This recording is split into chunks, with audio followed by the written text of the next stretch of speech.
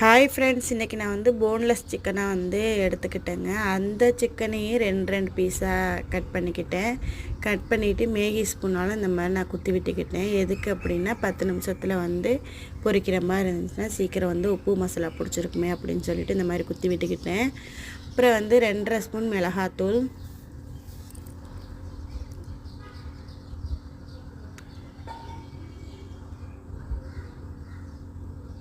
மிளகுத்தூள் 1/2 ஸ்பூன்.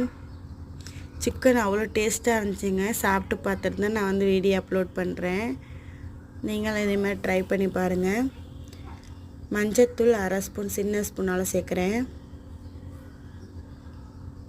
கரம் மசாலா தூள் 1 spoon.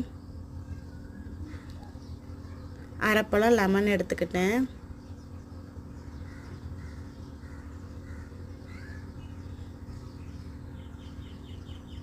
Lemon நம்ம இப்போ புழிஞ்சு விட்டுறலாம்.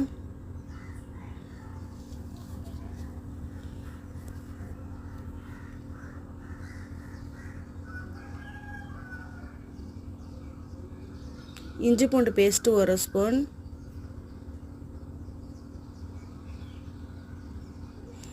ரெட் கலர் பொடி கொஞ்சமாக சேர்க்குறேன்.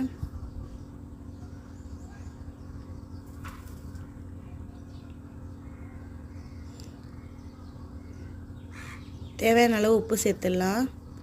சேர்த்துட்டு நம்ம இதில் கொஞ்சமாக தண்ணி சேர்த்து நம்ம இதை பிரட்டி விட்டுக்கலாம். பிரட்டி விட்டு நான் சிக்கன்லேயும் தடவிட்டேன். எள்ளு வந்து வெள்ளை எள்ளு கொஞ்சமாக நான் மேலே தூவியிருக்கேன். உங்களுக்கு தேவைப்பட்டால் தூவிக்கிங்க, இல்லாட்டி தேவை கிடையாது. இப்போ நம்ம கொஞ்சமாக ஆயில் சேர்த்துட்டு நம்ம சிக்கனை அந்த எண்ணெயில் சேர்த்துடலாம். பொரிக்கிறப்பயே அந்த வாடை அவ்வளோ ஒரு மணமாக இருந்துச்சு.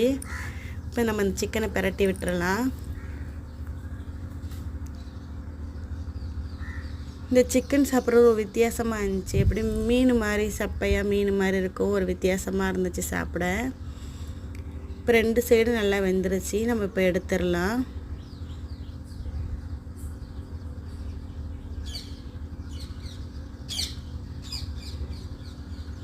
சூப்பரான சிக்கன் ரெடி ஆயிடுச்சு. வறுவல்